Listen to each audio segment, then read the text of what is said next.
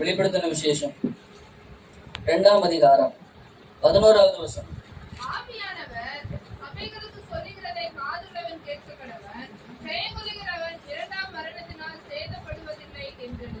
ஆவியானவர் சபைக்கு சொல்லுகிறதை காதுள்ளவன் கேட்க கடவன். ஜெயம் கொள்ளுகிறவன் 2ஆம் மரணத்தில் சேதப்படுவதில்லை என்று எழுதும்.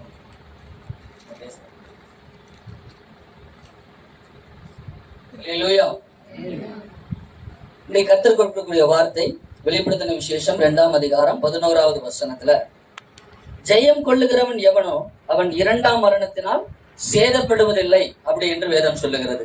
மரணம் அப்படின்னா என்ன? மரணம் இந்த மாசத்துல முதல் வாரம், அது திருவிருந்து வாரத்துல ஒரு நல்ல வார்த்தையை பேசக்கூடாதா? அப்படித்தானே? கர்த்தர் உங்களை ஆசீர்வதிப்பார், இடம் கொண்டு வளம் கொண்டு பெருகுவாய், கர்த்தர் சீயோனிலிருந்து ஆசீர்வதிப்பார். இந்த மாதிரி எத்தனையோ வசங்கள் இருக்கு. மரணத்தை குறித்து தான் பேசணுமா? அதுவும் முதல் வாரம் நம்ம ஒரு வாரம் ஃபுல்லாவே என்ன பண்றோம்? வேலைக்கு போய் படிச்சுட்டு கர்த்தருடைய வார்த்தையை இனிமையா கேட்கலான்னு சொல்லி சபைக்கு வந்தோம்னா மரணத்தை குறித்து பேசுறீங்க அப்படின்னு கேட்குறீங்க இல்லையா? வனாந்திரத்துல இருந்து கர்த்தர் கூப்பிடுறாரு. எப்படி கூப்பிடுறாருங்களா? நயம் காட்டி கூப்பிடுறாரு. அப்படித்தானே? எப்படி கூப்பிடுறாரு? கொஞ்சம் பேசலாமா? கொஞ்சம் சத்தமா. எப்படி கூப்பிடுறாரு கர்த்தர்? நயம் காட்டி உன்னை அழைத்தேன் அப்படிங்கிற வேதம் சொல்லுகிறது. கர்த்தர் அழைக்கும் போதுதான் நயம் காட்டி கூப்பிடுவார். ஆனா உள்ளே வந்தவர்களுக்கு நயமான வார்த்தைகள் கிடையாது.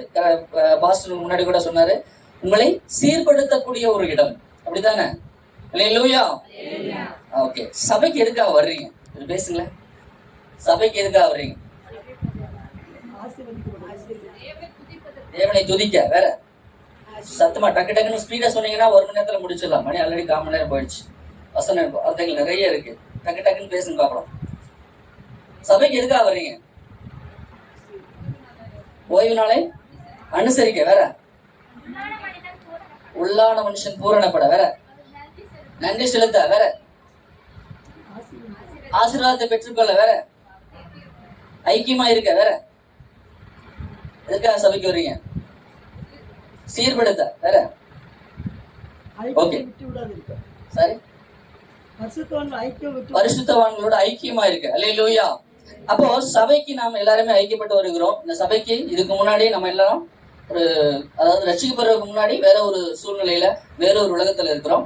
எல்லாரும் ரட்சிக்கப்பட்டு இயேசு கிறிஸ்துவோட பரிசுத்த ரத்தத்தினாலே கழுவப்பட்டு இந்த சபையில சேர்க்கப்பட்டிருக்கிறோம். எதுக்காக சேர்க்கப்பட்டிருந்தா முதன்மையான காரணம் இயேசு கிறிஸ்துவோட 2ஆம் வருகையில என்ன பண்ணணும்?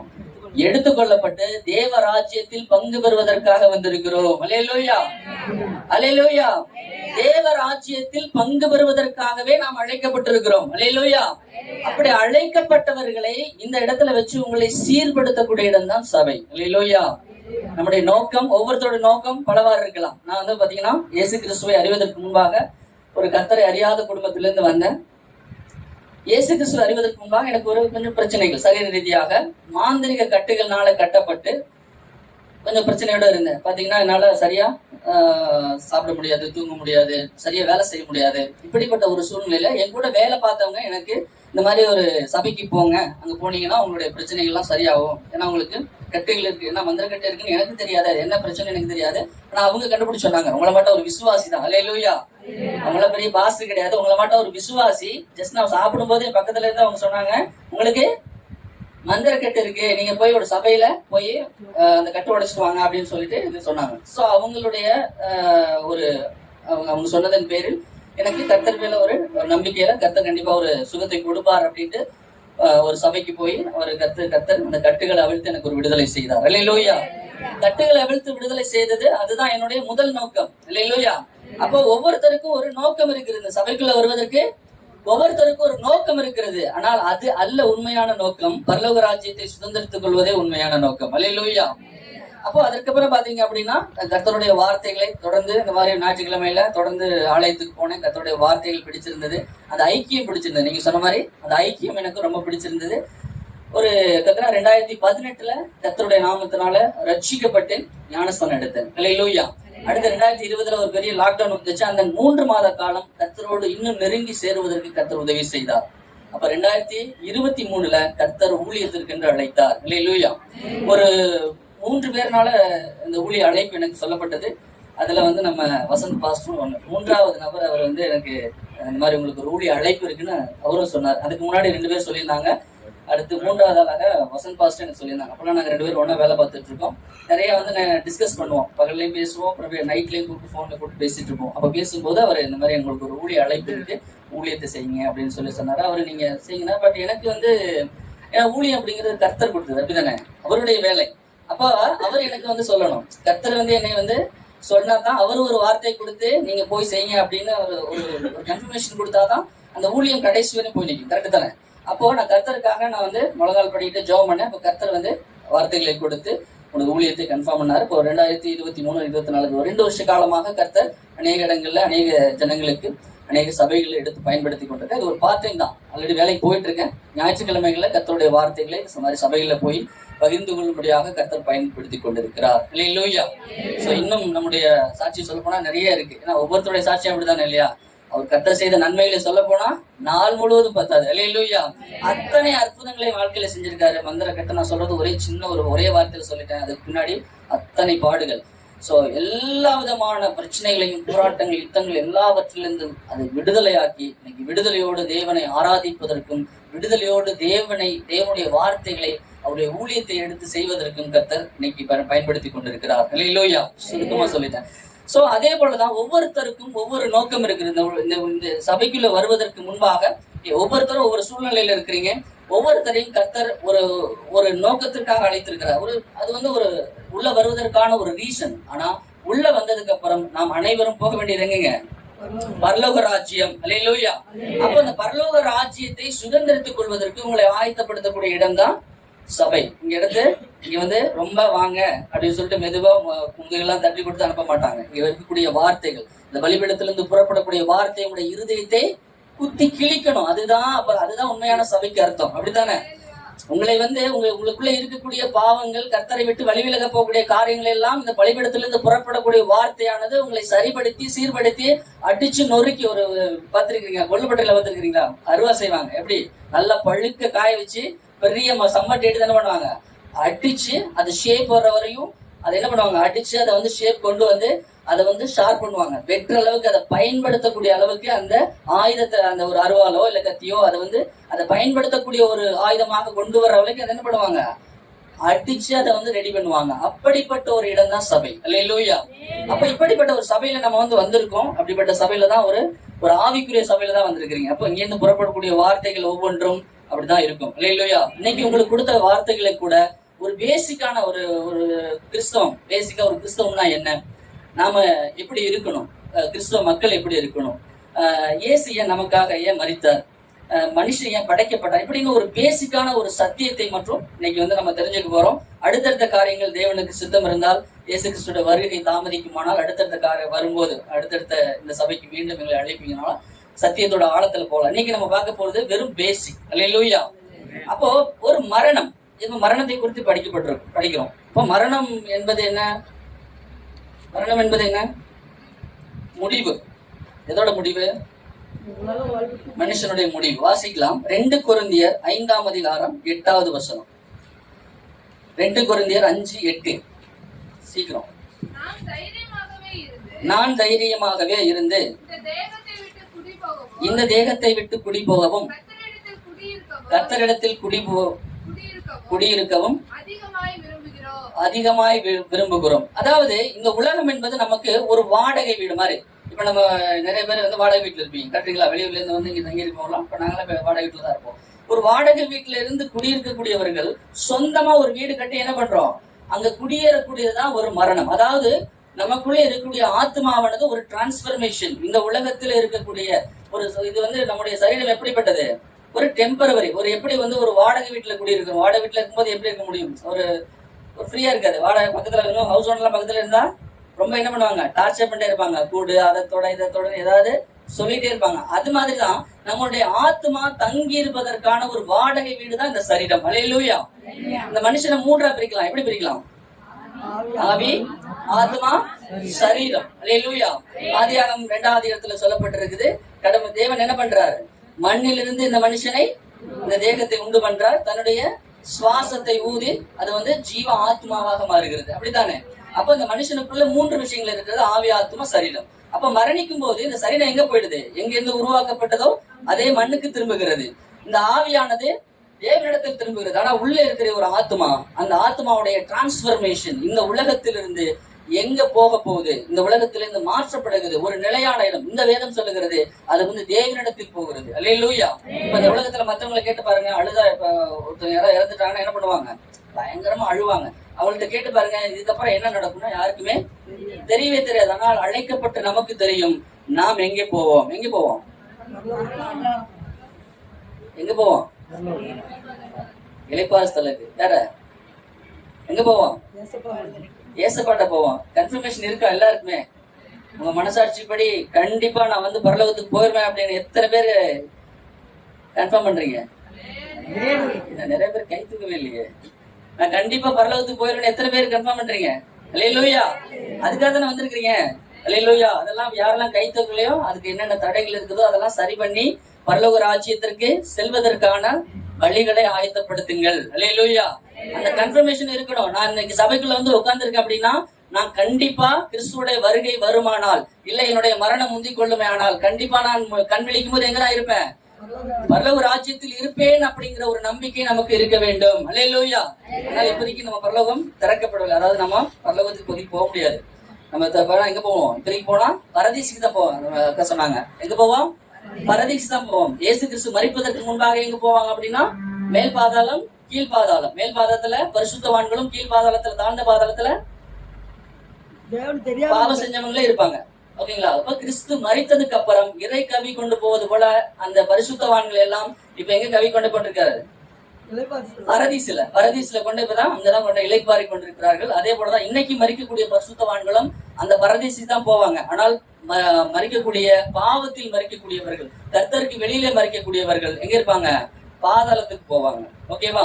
சோ இன்னைக்கு இந்த வாடகை வீடாகிய இந்த சரீரத்தை விட்டு நம்முடைய ஜீவன், நம்முடைய ஆத்மா வெளியில போகுமானால் நம்முடைய நம்பிக்கை எங்க இருக்கணும்? நம்முடைய கண்டிப்பா நாம பரதீசுல போய் இருப்பேன் அப்படிங்கிற ஒரு நம்பிக்கை நமக்கு இருக்க வேண்டும். அல்லேலூயா. அப்ப இங்க வேதம் சொல்லுகிறது 2ஆம் மரணத்தினால் நாம் சேதப்படுவதில்லை. அது என்னங்க 2வது மரணம்? முதல் மரணம் நமக்கு தெரியும், இந்த உலகத்துல நம்ம இருக்கும்போது சாகிறது ஒரு முதல் மரணம். 2வது மரணம் என்ன? ஆத்ம மரணம். வேற வெளிப்படுத்தின விசேஷம் 20வது அதிகாரம் 11 முதல் 14 வரை வாசிங்க. வெளிப்படுத்தின விசேஷம் 20வது அதிகாரம் 11 முதல் 14 வரை. பெரிய வெள்ளை சிங்காசனத்தையோ அதன் மேல் வீற்றிருக்கிறவரையும் கண்டு அவருடைய சமூகத்திலிருந்து பூமியும் வானமும் அகன்று போயின. அவைகளுக்கு இடம் காணப்படவில்லை. மரித்தோராகிய சிறியோரையும் பெரியோரையும் தேவனுக்கு முன்பாக நிற்க கண்டு அப்பொழுது புஸ்தகங்கள் திறக்கப்பட்டன. ஜீவ புஸ்தகம் என்னும் வேறொரு புஸ்தகமும் திறக்கப்பட்டது. அப்பொழுது அந்த புஸ்தகங்களில் எழுதப்பட்டவைகளின்படியே மரித்தோர் தங்கள் தங்கள் கிரியைகளுக்கு தக்கதாக நியாயத்தீர்ப்பு அடைந்தார்கள். சமுத்திரம் தண்ணில் உள்ள மரித்தோரை ஒப்புவித்தது. மரணமும் பாதாளமும் தங்களில் உள்ள மரித்தோரை ஒப்புவித்தன. யாவரும் தங்கள் தங்கள் கிரியைகளின்படியே நியாயத்தீர்ப்பு அடைந்தார்கள். அப்பொழுது மரணமும் பாதாளமும் அக்கினி கடலிலே தள்ளப்பட்டன. இது 2ஆம் மரணம். ஜீவ புஸ்தகத்தில் எழுதப்பட்டவனாக காணப்படாதவன் எவனோ அவன் அக்கினி கடலிலே தள்ளப்பட்டான். அல்லேலூயா. இது வந்து 2வது மரணம் என்று வேதம் சொல்லுகிறது. வீட்டுல போய் நல்லா வாசிச்சு பாருங்க. வெளிப்படுத்தின விசேஷம் 20வது அதிகாரம் 11 முதல் 14. இது வந்து என்ன மரணங்க? 2வது மரணம். அப்படிங்கன்னா என்ன? 2வது மரணங்கிறது என்ன அப்படின்னா வெள்ளை சிங்காசன நியாய தீர்ப்பு. அல்லேலூயா. இது எப்போனா கடைசி காலத்துல, அதாவது உலகம் முடிஞ்சு நிறைய விஷயங்கள் இருக்கு, அதெல்லாம் முடிஞ்சு கடைசியா இருக்கக்கூடிய வெள்ளை சிங்காசன நியாய தீர்ப்பு. அந்த நியாய தீர்ப்புல மனுஷன் அவன் செய்தது தக்க பலன் அவனுடைய கூட வரும் என்று வேதம் சொல்லுகிறது. அப்போ நாம செய்யக்கூடிய பாவங்கள், நாம செய்யக்கூடிய நன்மை தீமைகளுக்கு தக்க பலன் நம்ம கூட வருகிறது. அல்லேலூயா.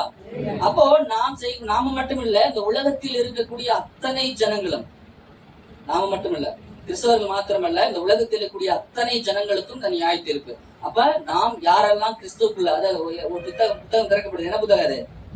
ஜீவ புத்தகம். அந்த ஜீவ புத்தகம் திறக்கப்படுகிறது. அந்த ஜீவ புத்தகத்தில் நம்ம பேர் இருக்கா இல்லையா? ஆல்ரெடி நாம பேர்லாம் எழுதப்பட்டிருக்கிறது. ஆனா கிறிஸ்துக்கு வெளியில இருக்கிறவங்களுடைய பேர்லாம் அதுல இருக்காது, எழுதப்படாது. அதனாலதான் இயேசு கிறிஸ்து நாமத்தினால ரட்சிக்கப்பட்டு சபையிலே சேர்க்க வேண்டும் சொல்றோம். அப்போ நாம் யாரெல்லாம் வந்து கிறிஸ்துக்குள்ளாக மறிக்கிறாங்களோ இல்ல கிறிஸ்துவ விட்டு வெளியே மறிக்கிறாங்களோ அத்தனை பேருக்கும் இந்த நியாய தீர்ப்பு உண்டு. அல்லேலூயா. அப்போ இந்த நியாய தீர்ப்புல நம்முடைய அவர்கள் யாரெல்லாம் கிறிஸ்துவுக்கு வெளியிலாக மறிக்கிறாங்களோ அவர்கள் எல்லாம் எங்க தள்ளப்படுகிறார்கள்? அக்னி கடலாகிய நரகத்தில் தள்ளப்படுகிறார்கள். அப்போ நமக்குள்ள இருக்கக்கூடிய இந்த 3 ஆவி, ஆத்மா, சரீரத்திலே இந்த ஆத்மா எப்படிப்பட்டது? அது அழிவில்லாதது. அல்லேலூயா. ஒண்ணு இந்த உலகத்துல இந்த சரீரத்துக்குள்ள வாழணும். ஒருவேளை முதல் மரணத்திலிருந்து இந்த ஆத்மா எடுத்துக்கொள்ளப்பட்டா அடுத்து வந்து எங்க போகும்? ஒண்ணு பரதேசிக்கு போகும் அல்லது பாதாளத்துக்கு போகும். அடுத்து கடைசியாக நடக்கக்கூடிய வெள்ளை சிங்காசன நியாய தீர்ப்பின் போது இந்த ஆத்மா ஒண்ணு தேவனிடத்தில் போக வேண்டும், அப்படி இல்லைன்னா அந்த ஆத்மா எங்க போகும்? நரகமாகிய அக்னி கடலுக்குள்ளே தள்ளப்படும். அல்லேலூயா. சத்தியத்தை அறிவீர்கள், அந்த சத்தியம் உங்களை விடுதலை ஆக்கும் என்று வேதம் சொல்லுகிறது. இன்னைக்கு வந்து எத்தனையோ மனுஷர்கள் வந்து சத்தியத்தை அறியாமல், இந்த சத்தியம் சொல்லப்பட்டாலும் அவருடைய இருதயத்திலே போகாமல் இந்த சபைக்கு வெளியில் இருக்கிறாங்க. அல்லேலூயா. ஆனால் சத்தியத்தை அறிந்த நாம், அந்த சத்தியத்தை நமக்கு தெரியும். நான் சொன்னது அவ்வளவுதான். இதுதான் நம்முடைய ஆத்மா ஒண்ணு இங்க இருக்கணும், இல்லைன்னா எங்க இருக்கணும்? பரலோகத்துல இருக்கணும், இல்லைன்னா கடைசியா நரகத்துக்கு போகும். அப்ப இந்த சத்தியத்தை அறிந்த நாம் பரலோகத்துக்கு போகணுமா அல்லது பாதாளத்துக்கு போகணுமா, அதாவது நரகத்துக்கு போகணுமா என்பதை டிசைட் பண்ணுவது யாரோட கையில இருக்கு? யாரோட கையில இருக்கு? நம்மளோட கையில தான் இருக்கு. நாம் இந்த உலகத்தில் வாழக்கூடிய வாழ்க்கையை பொறுத்து, நாம் இந்த உலகத்தில் வாழக்கூடிய நெறிமுறையான வாழ்க்கையை பொறுத்து தான் நம்மளுடைய ஆத்மாவுடைய அழிவோ வாழ்வோ இருக்கிறது. அல்லேலூயா. அப்போ இந்த ஆத்மா வந்து எந்த அளவுக்கு நம்ம பாதுகாத்து கொண்டிருக்கிறோம்? இங்க வேதம் சொல்லுது, வெளிப்படுத்தல் 2:11 2ஆம் மரணத்தினால் சேதப்பட்டதில்லை அப்படின்னு சொல்லுது. இது யாருக்கு சொல்லப்பட்டிருக்கு? 2ஆம் மரணங்கிறது வெள்ளை சிங்காசன நியாய தீர்ப்பு. அந்த நியாய தீர்ப்புல நீங்க சேதம் அடைய மாட்டீங்க அப்படின்னு சொல்லுது. யாருக்காக சொல்லப்பட்டிருக்கு? ஞானஸ்தானம் எடுத்தவங்களுக்கு. வேற நமக்கு யாரு? நமக்குன்னா யாருக்காக சொல்லப்பட்டிருக்கு? அதாவது இது வந்து அந்த சபை, என்ன சபை? வெளிப்படுத்தின விசேஷம் 2ஆம் அதிகாரம் சிமனா சபைக்கு இது சொல்லப்பட்டது. கேட்டீங்களா? அது சபை 7 சபையின் காலத்துல அது சிவனா சபைக்கு சொல்லப்பட்டது. அப்போ உங்களுக்கு வந்து இந்த 2ஆம் மரணமே கிடையாதுங்க. அதாவது வெள்ளை சிங்காசன நியாய தீர்ப்பு உங்களுக்கு கிடையாது அப்படின்னு சொல்றாங்க. யாருக்கு சொல்லப்படுகிறது? யார் சொல்லப்படுகிறது அப்படின்னா, இயேசு கிறிஸ்துடைய 2ஆம் வருகையில யார் எடுத்துக் கொள்ளப்படுகிறார்களோ அவர்களுக்கு இந்த வெள்ளை சிங்காசன நியாய தீர்ப்பு கிடையாது. அல்லேலூயா. அப்ப நம்ம எதுக்காக காத்திருக்கிறோம்? 2ஆம் வருகையில எடுத்துக்கொள்ளப்படுவதற்காக நாம் காத்துட்டு இருக்கோம். கரெக்டுங்களா? இல்ல அதை விட்டுட்டு அடுத்த பைபாஸ் போய்க்கலாமா? பரவாயில்ல, இந்த பஸ் போனா அடுத்த பஸ்ல ஏறிக்கலாம், கடைசியா பாத்துக்கலாம் அப்படின்னு இருக்கிறீங்களா? இல்ல, நம்ம எதுக்காக காத்திருக்கிறோம்? 2ஆம் வருகையில இயேசு கிறிஸ்து எப்படி வரப்போகிறான்னு பாருங்க. பிரதான 1 தெசலோனிக்கேயர் 4:16 வாசிங்க பார்க்கலாம். டக்குனு ஸ்பீடா. 1 தெசலோனிக்கேயர் 4:16. கர்த்தர் தாமே ஆரவாரத்தோடும் பிரதான தூதனுடைய சத்தத்தோடும் தேவ எக்காலத்தோடும் வானத்திலிருந்து இறங்கி வருவார். அப்பொழுது கிறிஸ்துவுக்கு மரித்தவர்கள் முதலாவது எழுந்திருப்பார்கள்.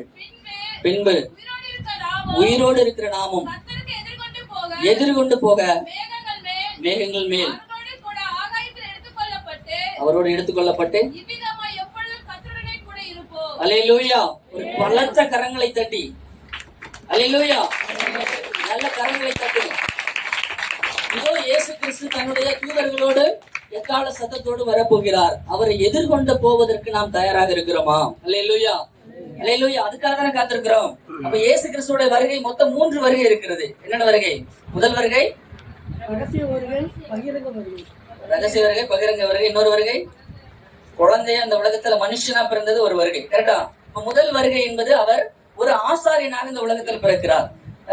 நம்ம ஒவ்வொருத்தரும் மெல்கிசேதேக்கின் முறைப்படி அழைக்கப்பட்டவர்கள். எப்படி? ஆசாரியர்களாகவும் அரசர்களாகவும் ராஜாக்களாகவும் அழைக்கப்பட்டதுக்கு பேர் தான் என்னது? மெல்கிசேதேக்கின் முறை. மெல்கிசேதேக்கின் முறைங்கிறது ராஜாக்களாகவும் ஆசாரியர்களாகவும் அழைக்கப்பட்டவர்கள் பேர் தான் மெல்கிசேதேக்கின் முறை. அப்போ அவர் சந்ததியில வரக்கூடிய நாமும் அப்படிதான் அழைக்கப்பட்டிருக்கோம். நம்மளும் எப்படிப்பட்டவர்கள்? ராஜாக்களாகவும் ஆசாரியர்களாகவும் அழைக்கப்பட்டிருக்கிறோம். அல்லேலூயா. அப்ப அதன் முதல் முறைப்படி இயேசு கிறிஸ்து இந்த பூமியில முதல் முறையாக வரும்போது அவர் எப்படிப்பட்டவராக வருகிறார்? ராஜாவா வரல, அவர் வந்து ஆசாரியராக உள்ள வருகிறார். அல்லேலூயா. மனுஷனுடைய பாவங்களுக்காக ஒரு ஆசாரியனுடைய வேலை என்ன பண்ணுவான்? மனுஷனுடைய பாவத்திற்காக பலி செலுத்துவான். ஆடோ மாடோ புறாவோ கோழி குஞ்சோ என்ன கொண்டு போறாங்களோ அதை என்ன பண்ணுவான்? பலி செலுத்தி அதை எங்க கொண்டு போவான்? மகா பரிசுத்த ஸ்தலத்துக்கு அந்த ரத்தத்தை எடுத்துட்டு போயிட்டு இவங்க எல்லாம் என்ன பண்றாங்க, பாவம் செஞ்சுட்டாங்க, உங்களுடைய பாவத்தை மன்னிங்க அப்படின்னு சொல்லிட்டு தேவனிடத்தில் போய் மன்றாடக்கூடியவர் தான் யாரு? ஆசாரியன். அதுதான் அவருடைய வேலை. ஆனால் இயேசு கிறிஸ்து தன்னுடைய பரிசுத்த ரத்தத்தை இந்த பூமியிலே சிந்தி தன்னுடைய ரத்தத்தை எடுத்துட்டு போய் பிதாவினிடத்தில், தேவனிடத்தில், என் பிள்ளைகள் இவங்க இவனுடைய பாவங்களை எல்லாம் மன்னிங்க என்று அனுதினமும் நமக்காக பரிந்து பேசிக் கொண்டிருக்கிறார். ஹல்லேலூயா. அப்ப இயேசு கிறிஸ்து முதலாவது வருகை ஒரு ஆசாரியனாக மனுஷனுடைய அத்தனை பாவத்திற்காக. அப்படித்தானே ஞானஸ்தானம் அப்படிங்கிறது என்னது? பாவத்துக்கு மரித்து நீதிக்கு பிழைத்திருப்பது. அப்ப நான் மனுஷன் செஞ்ச அத்தனை பாவமும், என்ன பாவம் செஞ்சிருந்தாலும் சரி, அத்தனை பாவமும் யாரால கழுவப்படுகிறது? அந்த இயேசு கிறிஸ்துடைய பரிசுத்த ரத்தத்தினாலே கழுவப்படுகிறது. மூன்று வகையான பிரமாணங்கள் உண்டு. முதல் பிரமாணம், மூன்று வகையான பிரமாணங்கள்: மனசாட்சி பிரமாணம், நியாய பிரமாணம், கிருபை பிரமாணம். மூன்று வகையான பிரமாணங்கள் உண்டு. முதலாவதாக இருந்தது மனசாட்சி பிரமாணம். அடுத்து நியாய பிரமாணம். நியாய பிரமாணத்துல என்ன பண்ணாங்க? ஆடு மாடுகள் எல்லாம் வெட்டி அந்த ரத்தத்தை எடுத்துட்டு போயிட்டு தேவனிடத்துல பரிந்து பேசினாங்க. ஆனா அந்த ரத்தத்தினால மனுஷனுடைய பாவம் கழுவப்பட்டதா? பாவம் மன்னிக்கப்பட்டதா? இல்ல. ஏன்னா பாவம் மன்னிக்கப்படவில்லை. ஒரு சட்டத்திட்டம் வரும்போது அந்த சட்டத்திட்டம் இந்த மனுஷனுக்கு இந்த மாதிரி தப்பு பண்ணிட்டான் அப்படின்னு சொல்லிட்டு அந்த தப்பை வெளிப்படுத்தினதே ஒழிந்து அந்த ஆட்டுக்குட்டியோட ரத்தமோ ஒரு மாடோட ரத்தமோ மனுஷனுடைய பாவத்தை போக்கவில்லை, அவனை ரட்சிக்கவில்லை. அல்லேலூயா. இப்ப நீங்க டிராபிக் இந்த இடத்துல போயிட்டு இருக்கிறீங்க, இது உண்மையாக்கிட்டாங்க. ஆப்போசிட்ல வந்தா என்ன ஆகும்? ஆக்சிடென்ட் ஆகும், ஃபைன் போடுவாங்க. கரெக்டா? இந்த ஏரியால ஃபைன் போட மாட்டாங்க. ஆனா இங்க திருப்பூர்ல என்ன பண்ணுவாங்க? ஒன்வேல போனா நிக்க வச்சு ஃபைன் போடுவாங்க. கரெக்டா இல்லையா? லைசன்ஸ் இருந்தாதான் வண்டி ஓட்டுங்கிறது ரூல்ஸ். அந்த லைசன்ஸ் இல்லாம போனா என்ன ஆகும்? ஃபைன் போடுவாங்க. கரெக்டா? அப்போ சட்டதிட்டமானது இவன் பாவி என்று, இவன் குற்றவாளி என்று சொல்லதை ஒழிந்து அவருடைய பாவங்கள் மன்னிக்கப்படவில்லை. அல்லேலூயா. புரியுதுங்களா? நியாய பிரமாணம் என்பது மனுஷனுடைய பாவத்தை வெளிப்படுத்தினது. இவன் பாவி. அப்ப என்ன பண்ணாங்க? இவன் பாவி பாவி பாவின்னு சொல்லிட்டு கொண்டு போய் நிறைய ஆடு மாடுகளை பலியிட்டாங்களே ஒழிஞ்சு ஒரு சில பேருக்குலாம் தண்டனைகள் கொடுக்கப்பட்டது. அந்த காலத்துல கல்லுக்கு கல்லு, பல்லுக்கு பல் அப்படின்னு தண்டனைகள் கொடுக்கப்பட்டது. அப்போ அவனுடைய பாவத்தை வெளியில கொண்டு வந்துச்சு. அதுக்கு முன்னாடி அவன் உண்மையிலே என்ன தெரியாது, அவனுக்கு பாவம்னா என்னன்னே தெரியாது. இஸ்ரவேல் ஜனங்கள் அந்த ஆரம்ப காலத்துல பாத்தீங்க அப்படின்னா அவனுக்கு இதுதான் பாவம், இது நல்லது, இது கெட்டதுன்னு சொல்வதற்கு யாருமே கிடையாது. அவனுடைய மனசாட்சிப்படி அவன் எது செஞ்சாலும் ரைட்டு. அப்படித்தானே? அவருடைய மனசாட்சிப்படி எது செஞ்சாலும் அவன் கரெக்ட்னு போயிட்டு இருந்த சூழ்நிலையில நியாய பிரமாணம் ஒன்று வந்தது. பிரமாணம் கொடுக்கப்பட்டது. ஆனால் அந்த பிரமாணம் மனுஷனை ரட்சிக்கவில்லை, அவனுடைய பாவத்தை கழுவவில்லை, அவனுடைய பாவத்தை மூடவில்லை, மாறாக அவனுடைய பாவத்தை வெளிப்படுத்தினது. அல்லேலூயா. அப்ப இந்த பிரமாணம் சரியல்ல அப்படின்னு சொல்லிதான் இயேசு கிறிஸ்து ஒரு புதிய பிரமாணத்தை இந்த உலகத்திலே கொண்டு வருகிறார். என்ன பிரமாணம்? கிருபை பிரமாணம். அப்போ இயேசு கிறிஸ்து இந்த பூமியில மனுஷனாக பிறந்து தன்னுடைய பரிசுத்த ரத்தத்தை இந்த பூமியிலே சிந்தி நம்ம எல்லாம் ரட்சிக்கப்படுவதற்கு முன்பாக எவ்வளவு பாவங்கள் செஞ்சிருக்கோம். நம்முடைய பாவம் மட்டும் இல்ல, நம்ம முன்னோர்கள் செஞ்ச பாவம். நமக்கு அந்த சாபம், நமக்கு அந்த பாவம் எப்படி வருது? நம்ம குடும்பத்துக்கு ஒரு சாபமாக வருகிறது. அந்த சாபம் நம்முடைய பாவங்கள் அத்தனை கழுவி ஒரு புது மனுஷனாக, அல்லேலூயா, அந்த ஞானஸ்தானம் அந்த தண்ணியில மூழ்கி வெளியில வரும்போது எப்படி வர்றீங்க? ஒரு புது மனுஷனாக, பழைய மனுஷன் அடக்கம் பண்ணப்பட்டு பழைய பாவத்திற்கு நீர் மறித்து ஒரு புது மனுஷனாக, புது சிருஷ்டியாக இயேசு கிறிஸ்து உனக்குள்ளே வெளிப்படக்கூடிய ஒரு புது மனுஷனாக வெளிப்படுகிறோம். அல்லேலூயா. இந்த நம்பிக்கை, இந்த நமக்குள்ளே அந்த விசுவாசம் நமக்குள்ளே இருக்கும்போது ஆட்டோமேட்டிக்கா நம்மளுடைய பாவங்கள் என்ன பண்ணப்படுகிறது? மன்னிக்கப்படுகிறது. அல்லேலூயா. மன்னிக்கப்படுறமா இல்லையா? அல்லேலூயா. சோ பாவங்கள் மன்னிக்கப்படுகிறது. இயேசு கிறிஸ்துடைய பரிசுத்த ரத்தத்தினாலே கழுவப்படுகிறது. அல்லேலூயா. அப்ப அது மாத்திரமல்ல, இயேசு கிறிஸ்து என்ன பண்றாரு அப்படின்னா தன்னுடைய பரிசுத்த ரத்தம், ஒரு ஆசாரியன் என்ன பண்ணுவானா ஆட்டுக்குட்டியோட ரத்தத்தை தான் எடுத்துட்டு போய் அந்த மகா பரிசுத்த ஸ்தலத்துல போய் பெஞ்சிக்கிட்டு இருப்பான், மன்றாடி இருப்பான். ஆனால் இயேசு கிறிஸ்து தன்னுடைய ரத்தத்தை, தன்னுடைய பரிசுத்த ரத்தத்தை எடுத்துக்கொண்டு போய் பிதாவினிடத்தில் பரிந்து பேசி கொண்டிருக்கிறார் நம்முடைய பாவங்களுக்காக. நம்ம திரும்ப என்ன பண்றோம்? திரும்ப நம்ம உள்ள வந்தாலும் அதுக்கப்புறம் நம்ம என்ன பண்றல, ஸ்ட்ராங்கா இருக்கிறது இல்லை. அதுக்கப்புறமும் ஏதோ ஒரு இடத்துல நம்ம வீழ்ந்து போகிறோம். அப்ப வீழ்ந்து போகும்போது கூட இல்லப்பா ப்ளீஸ் கொஞ்சம் மன்னிச்சிருங்க, நமக்காக ஒரு ரெக்கமெண்டேஷன். அல்லேலூயா. அப்ப பிதாவின் இடத்துல வலது வருஷத்துல உட்கார்ந்துட்டு அவர் வெயிட் பண்ணிட்டு இருக்கு. எதுக்காக அப்படின்னா நம்மளுடைய பாவத்திற்காக பரிந்து பேசக்கூடிய ஒரு ஆசாரியனாக வெளிப்பட்டு கொண்டிருக்கிறார். இது முதலாவது வருகை. இரண்டாவது வருகை தான் நம்ம பார்த்தோம், ரகசிய வருகை. அல்லேலூயா. அப்ப ஜனங்கள் யாரெல்லாம் நம்ம அவருடைய வருகைக்காக யார் தயாராக இருக்கிறார்களோ, கிறிஸ்துவுக்காக ரெடியா இருக்கிறோமோ அத்தனை பேரையும் அவர் அழைத்து செல்லும்படியாக இரண்டாவது வருகை இருக்க போகிறது. அல்லேலூயா. அப்ப மூன்றாவது வருகைங்கிறது என்னது? பகிரங்க வருகை. அது அவர் எப்படி வருவாரு? ராஜாவாக வரப்போகிறார். எப்படி வரப்போகிறார்? ராஜாவாக. எந்த மலையிலிருந்து ஏறி போனார்? எந்த மலையிலிருந்து ஏறி போனார்? ஒலிவ மலையிலிருந்து ஏறி போனார். அதே மலையில் மீண்டும் தன்னுடைய தூதர்களோடு, தன்னுடைய படைகளோடு ராஜாவாக, இந்த உலகத்தை ஜெயிக்கக்கூடியவராக, இந்த உலகத்தில் இருக்கக்கூடிய ஒருத்தனை யார?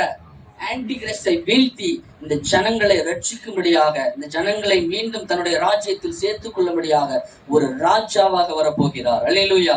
அவருடைய 1000 வருஷ அரசாட்சி இந்த பூமியிலே நடக்கும். கரெக்டா? நடக்காதா? நடக்கும். அப்படிப்பட்ட ஒரு ராஜாவாக வரப்போகிறார். அதுக்காக இந்த உலகமே தயாராக இருக்கிறது. அல்லேலூயா. இந்த உலகமே அதுக்கு என்ன பண்ணிருக்கு? தயாராக இருக்கிறது. ஆனா நாம அதுக்கு முன்பாக இருக்கக்கூடிய அந்த ரகசிய வருகை, 2ஆம் வருகைக்கு தயாராக இருக்கிறோமா? ஒரு கேள்வி. நான் சொல்றது ராஜாவாக வரப்போகிறார். அதுக்கு இந்த உலகம் என்ன பண்ணிருக்கு? தயாராக இருக்கு. எப்படின்னு சொன்ன கேளுங்க. ஒலிவமலை வந்து மிகப்பெரிய ஒரு டூரிஸ்ட் பிளேஸ். தெரியுங்களா? அந்த யாராவது போனவங்க இருக்கீங்களா? அது வந்து மிகப்பெரிய ஒரு டூரிஸ்ட் பிளேஸ். ஜனங்கள் உலகம் முழுவதும் இருக்கக்கூடிய அத்தனை ஜனங்களும் அங்க வந்து வர்றாங்க. அப்போ அங்க எல்லாம் டூரிஸ்ட் பிளேஸ். மொத்தம் ஊட்டில எல்லாம் டூரிஸ்ட் பிளேஸ் வச்சுங்க. அப்ப என்ன பண்ணுவாங்க? அந்த இடத்துல நிறைய ஹோட்டல்ஸ், தங்கு விடுதிகள்லாம் கட்டுவாங்க இல்லையா? அதே மாதிரி ஒலிவமலையில இந்த மாதிரி ஹோட்டல் கட்டுவதற்காக ஒரு ஆராய்ச்சி பண்ணும்போது அந்த ஒலிவமலை என்ன பண்றதுக்கு ஆல்ரெடி 2ஆக பிளந்து என்ன பண்ணுது? அடியில வந்து உள்ள வந்து ஒரு ஓட்டை, அதாவது ஒரு வெடிப்பு இருக்குதான். அல்லேலூயா. எதை சொல்லுகிறது இல்லையா? இயேசு கிறிஸ்து இந்த ஒலிவமலையில இறங்கும்போது என்ன ஆகும்? ஒலிவமலை 2ஆக உடையும் என்று வேதம் சொல்லுகிறது. அப்போ அந்த ஒலிவமலை ஆல்ரெடி என்னதான் இருக்கு? உள்ள பிளந்துதான் இருக்கு. இயேசு கிறிஸ்து வரும்போது எப்ப வருவார், நான் உடைஞ்சு விழுவேங்கிற ஒரு எதிர்பார்ப்போடு அந்த ஒலிவமலை காத்து கொண்டிருக்கிறது. அல்லேலூயா. காத்து கொண்டிருக்கு. அடுத்தது பாத்தீங்க அப்படின்னா 3வது ஆலயம் கட்டப்பட வேண்டும். எங்க? எருசலேம்ல 3வது ஆலயம் கட்டப்பட வேண்டும். ஏன்னா இப்ப நடக்குது என்ன காலம் சொல்லியிருக்கோம்? கிருபை பிரமாணம். இந்த கிருபையின் பிரமாணம் எப்ப முடிவடையும்னா இயேசு கிறிஸ்துடைய அந்த ரகசிய வருகையின் போது சபை எடுத்துக்கொள்ளப்படும். சபை எடுத்துக்கொள்ளப்படுறதோட இந்த கிருபை பிரமாணம் முடிக்கப்படும். இப்ப அதோட பிரமாணம் நிறைவேறி மீண்டும் என்னன்னா நியாய பிரமாணம். அப்ப நியாய பிரமாணம் என்ன பண்ணுவாங்க? பலி செலுத்துவாங்க. மீண்டும் ஆடு மாடு எல்லாம் வந்து பலி செலுத்தக்கூடிய ஒரு இடம். அதுக்கு தான் அந்த ஆலயம் மீண்டும் கட்டப்படணும். கரெக்டா? அந்த ஆலயம் இருந்தா தானே அது கட்ட முடியும் இல்லையா?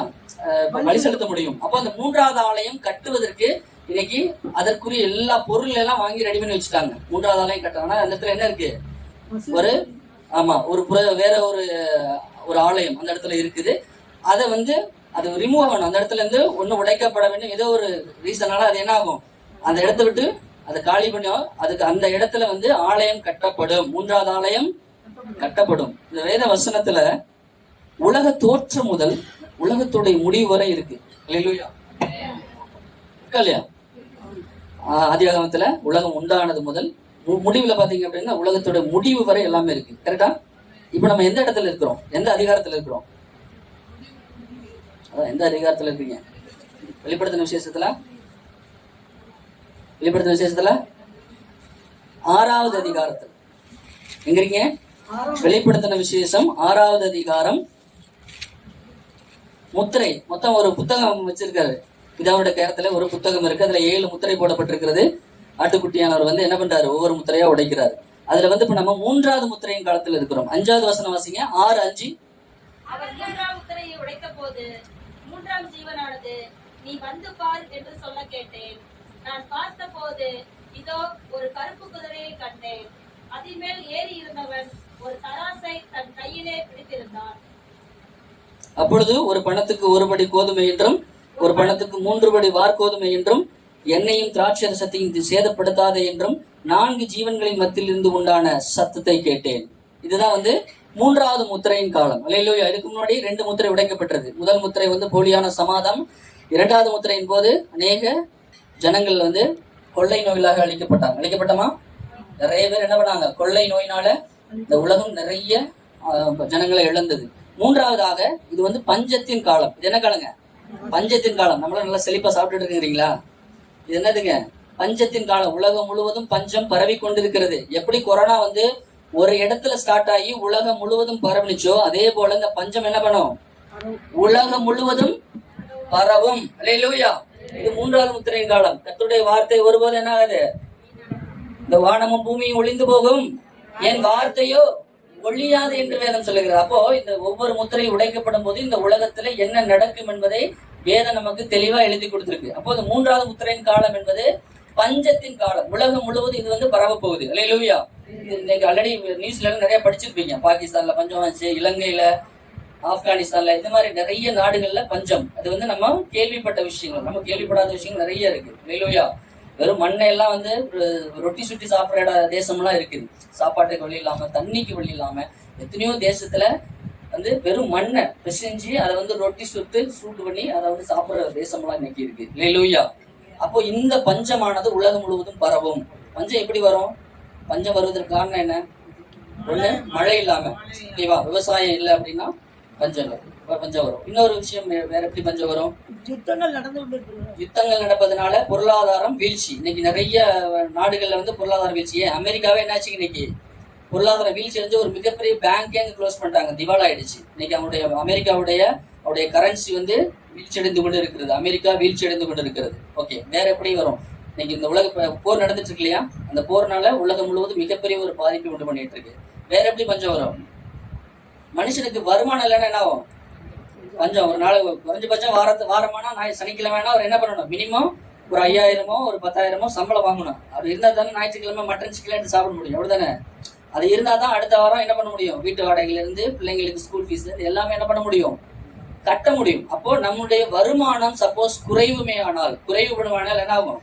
ஆட்டோமேட்டிக்கா பஞ்சம் உண்டாகும். இன்னைக்கு திருப்பூர்ல எடுத்துட்டீங்க அப்படின்னா, திருப்பூர் பிசினஸ் எப்படி எதை பேஸ் பண்ணிருக்குன்னா, மற்ற நாடுகளை பேஸ் பண்ணி தான் இருக்கு. மற்ற நாடுகள்ல சேல்ஸ் ஆனதான் திருப்பூருக்கு பிசினஸே. அதை பேஸ் பண்ணி தான் வந்து திருப்பூர் இருக்கு. அப்படித்தானே? திருப்பூர்ல இருந்து எங்க பண்றோம்? டிஷர்ட் எல்லாம் தயாரிச்சு எங்க அனுப்புறோம்? வெளிநாடுகளுக்கு நம்ம எக்ஸ்போர்ட் பண்றோம். வெளிநாடுல சேல் ஆனதான் நம்மளோட பர்ச்சேஸ் பண்ணுவாங்க. அப்ப சேல் ஆகணும்னா அவன்கிட்ட என்ன இருக்கும்? கையில பணம் இருக்கணும். இப்ப பணமே இல்லை அப்படின்னா என்ன ஆகும்? ஆட்டோமேட்டிக்கா சேல் ஆகாது. அப்போ ஆட்டோமேட்டிக்கா பிசினஸ் என்ன ஆகும்? டல் ஆகும். நமக்கு வந்து ஒரு மாசத்துக்கு 1,00,000 பீஸ் கேட்கறவன் திடீர்னு எனக்கு 500 பீஸ் போதும், 1000 பீஸ் போனா என்ன ஆகும்? அதை நம்பி இருக்கக்கூடிய தொழிலாளர்களுடைய வேலை வாய்ப்பு கம்மியாயிடும். ஆட்டோமேட்டிக்கா அவருடைய வருமானம் குறைவுபடும். அப்படித்தானே? திருப்பூர் பிசினஸ் ஒரு எக்ஸாம்பிள் சொல்றேன். அது போலதான் எல்லா பிசினஸுமே இந்தியா முழுவதும், உலகம் முழுவதும் இருக்கக்கூடிய ஒவ்வொரு பிசினஸும் டிரான்சாக்சன் பொறுத்தா இருக்கு. மனசு கையில இருக்கக்கூடிய பணம் இருந்தா தானே கடைக்கு போவாங்க. கரெக்டா? என்கிட்ட வந்து ஒரு 1,00,000 பணம் இருக்கு, என் வீட்டு தேவையெல்லாம் போக இன்னும் கையில 50,000 இருக்கு. அப்ப நான் என்ன பண்ணுவேன்? ஆட்டோமேட்டிக்கா ஒரு பர்ச்சேஸ் போயிட்டு வருவேன். கரெக்டுங்களா? ஜாலியா வந்து ஃபேமிலியை கூட்டிட்டு ஒரு டின்னருக்கு போய் சாப்பிட்டு வருவேன். இல்லைன்னா ஒரு பர்ச்சேஸ், குழந்தைங்களுக்கு ட்ரெஸ் எடுக்க போவோம். இல்லைன்னா ஊட்டி, கொடைக்கானல் மாதிரி ஒரு ட்ரிப் போயிட்டு வருவோம். அப்ப என் கையில என்ன இருக்கணும்? முதல்ல பணம் இருக்கணும். வருமானம் இருந்தா தான் அது செலவு பண்ண முடியும். கரெக்டா? அப்போ அந்த வருமானம் குறைவுபடுவதற்கு உலக பொருளாதாரம் வீழ்ச்சி அடைந்து கொண்டு இருக்கிறது. இல்லையா? இன்னும் மிகப்பெரிய ஒரு காரியம், ஏஐ டெக்னாலஜி. உங்களுக்கு தெரியும் ஏஐ டெக்னாலஜி என்ன? Artificial intelligence. ரோபோ இன்னைக்கு மனுஷன் செய்யக்கூடிய வேலையை என்ன பண்ணிட்டு இருக்கு? ரோபோ செஞ்சிட்டு இருக்கு. கேரளாவில் என்ன பண்ணிருக்காங்க? ஒரு டீச்சர் கொண்டு வந்திருக்காங்க. எல்லாம் பார்த்திருப்பீங்க, நியூஸ் பார்த்திருப்பீங்க. அழகா என்ன பண்ணுது? பிள்ளைங்களுக்கு சொல்லிக் கொடுக்குது, டீச் பண்ணுது. அப்போ ஒரு அந்த இடத்துல வேலை செஞ்ச ஒரு மனுஷனுடைய வேலை போச்சா? ஒரு மனுஷன் வந்து பீரியட் வந்து காலையில இருந்து சாயந்தரம் வரையும் ஒரு 8 பீரியட் எடுக்கிறான் அப்படின்னா, இல்ல அதுல ஒரு 2 பீரியட் ரெஸ்ட் பண்ணி ஒரு 6 பீரியட் எடுக்கிறான் அப்படின்னா, இந்த ரோபோ என்ன பண்ணும்? கண்டினியூஸா எடுக்கும். அதுக்கு ரெஸ்டே தேவையில்லை. ஒரு ஐடி கம்பெனியில் எடுத்துட்டீங்க அப்படின்னா, அவனுக்கு பகல் ஷிஃப்ட்டுக்கு ஒரு வேலை செய்யணும், நைட் ஷிஃப்ட்டுக்கு ஒரு வேலை செய்யணும். ஆனா ரோபோ என்ன பண்ணும்? ரோபோ இருந்தா போதும், அது 24 hours வேலை செஞ்சுட்டு இருக்கும். கரெக்டா? இப்போ ஐடி நிறுவனங்கள்ல எத்தனையோ ஜனங்கள், கிட்டத்தட்ட பாத்தீங்கன்னா லட்சக்கணக்கான வேலையாட்களை வந்து வேலையை விட்டு நிப்பாட்டிட்டு இருக்காங்க. நியூஸ் படிங்க, நியூஸ் பாருங்க. எத்தனையோ பேர் அதுக்கு மேல என்ன பண்றாங்க? இந்த ரோபோக்களை அதற்கு பயன்படுத்தி கொண்டிருக்கிறார்கள். இது மட்டும் இல்ல, வேலை வாய்ப்புல மட்டும் இல்ல, ராணுவத்துல பயன்படுத்துறாங்க. ராணுவத்துல ஒரு இடத்துல பாத்தீங்கன்னா ரோபோ வேலை செஞ்சுட்டு இருக்கு. ஒரு மிளகா அரைக்கிற எந்திரம் கையில இருக்கிற மிளகா ஒரு பெரிய பெரிய சாக்குல இருக்கு. அதை அள்ளி என்ன பண்ணுது? இந்த ரோபோ போட்டுட்டு இருக்கு. அப்போ பக்கத்துல ஒரு மெஷின் ப்ராப்ளம். அந்த மெஷினை வந்து சர்வீஸ் பண்றதுக்காக ஒருத்தன் வர்றான். அது சர்வீஸ் பண்ணிட்டு இருக்கான், உட்காந்து சர்வீஸ் பண்ணிட்டு இருக்கான். அவன் அந்த பக்கம் திரும்பிட்டு இருக்கான். தூக்கி அந்த மனுஷனையும் தூக்கி என்ன பண்ணிருச்சு? மெஷின்ல தூக்கி போட்டுச்சு. அவன் சிகப்பு கலர் சட்டை போட்டு வந்திருக்கான். மிளகா என்ன கலர்ல இருக்கும்? சிகப்பு கலர்ல இருக்கும். அல்லேலூயா. இதெல்லாம் நடக்குது. ஒரு போர் வீரனா வந்து ஒரு ரோபோ செயல்பட்டு இருக்கு. அப்ப அவனுக்கு கமெண்ட் கொடுக்குறான் ஒருத்தன், அதை போய் அவனை சுடு, அவனை வந்து தாக்கு அப்படின்னு. ஒரு இடத்துல வந்து அவன் செய்ய மாட்டேங்கிறான். அவன் ஃபோர்ஸா திட்டுறான், திரும்ப கமெண்ட் பண்றான், திரும்ப அவனே சுட்டுருச்சு. ஒரு ரோபோடைய ஒரு பெரிய ஒரு மார்க்கெட்ல அதை வச்சு பேசிட்டு இருக்காங்க. அந்த ரோபோட் வந்து பேட்டி எடுக்கிறாங்க. நீ மனுஷனை வந்து கொல்லுவியா அப்படின்னு கேட்கறாங்க. அப்ப அந்த ரோபோ என்ன பதில் சொல்லி தெரியுங்களா? நீ நடந்துக்கிற பொறுத்தா இருக்கு அப்படின்னு சொன்னாங்க. அல்லேலூயா. நீங்க என்ன பண்ண? நீ எப்படி நடந்துக்கிறியோ அதை பொறுத்துதான் இருக்கு. இந்த உலகம் யாரோட அடிமை போயிட்டு இருக்கு தெரியுங்களா? ஆர்டிபிஷியல் இன்டெலிஜென்ஸ் அப்படிங்கிற ஒரு அடிமைத்தனத்துக்குள்ளே உலகம் முழுவதும் போயிட்டு இருக்கு. அவங்களே சொல்றாங்க, தயாரிச்சவங்களே சொல்றாங்க, எலான் மஸ்கே சொல்றாரு, இதெல்லாம் என்ன பண்ண முடியாது, தடுக்க முடியாது. கண்ணுக்கு முன்பாக தெரிகிறது மனுஷன் ரோபோட்ட அடிமைக்கு போகிறோம் அப்படிங்கிறது கண்ணுக்கு முன்னே தெரியுது. ஆனால் இதை என்ன பண்ண முடியாது, தடுக்க முடியாது. இந்த உலகம் அப்படிப்பட்ட ஒரு சூழ்நிலையில் போய் கொண்டிருக்கிறது. இது உலகத்தின் பார்வையில. இது மட்டும் இல்ல, இதெல்லாம் என்னது, ஆக்சுவலா இதெல்லாம் என்னது அப்படின்னா கடைசி கால அடையாளம் என்று வேதம் சொல்லுகிறது. வாசிக்கலாம். மத்தேயு 24வது அதிகாரம் 5-13 வரை. மத்தேயு 24வது அதிகாரம் 5 முதல் 13வது வருஷம். ஏனெனில் அநேகர் வந்து என் நாமத்தை தரித்துக் கொண்டு நானே கிறிஸ்து என்று சொல்லி அநேகரை வஞ்சிப்பார்கள். யுத்தங்களின் செய்திகளையும் கேள்விப்படுவீர்கள். கலங்காதபடி எச்சரிக்கையாய் இருங்கள். இவைகள் எல்லாம் சம்பவிக்க வேண்டியதே, ஆனாலும் முடிவு உடனே வராது. ஜனத்துக்கு விரோதமாய் ஜனமும் ராஜ்யத்துக்கு விரோதமாய் ராஜ்யமும் எழும்பும். பஞ்சங்களும் கொள்ளை நோய்களும் பூமி அதிர்ச்சிகளும் பல இடங்களில் உண்டாகும். இவைகள் எல்லாம் வேதனைகளுக்கு ஆரம்பம். அப்பொழுது உங்களை உபத்திரவங்களுக்கு ஒப்பு கொடுத்து உங்களை கொலை செய்வார்கள்.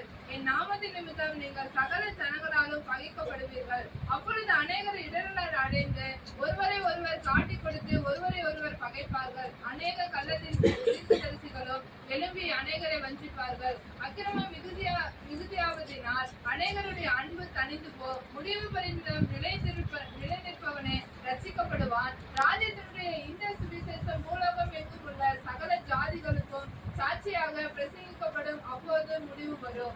அல்லேலூயா.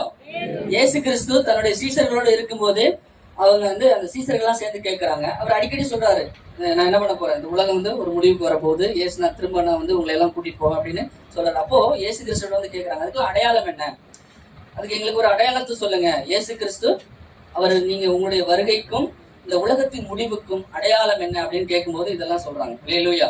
அப்போ ராஜ்யத்திற்கு விரோதமாய் ராஜ்யம் எழுப்பிட்டு இருக்கா இல்லையா? இன்னைக்கு ஃபைட் போயிட்டு இருக்கா? யாரா இருக்கு?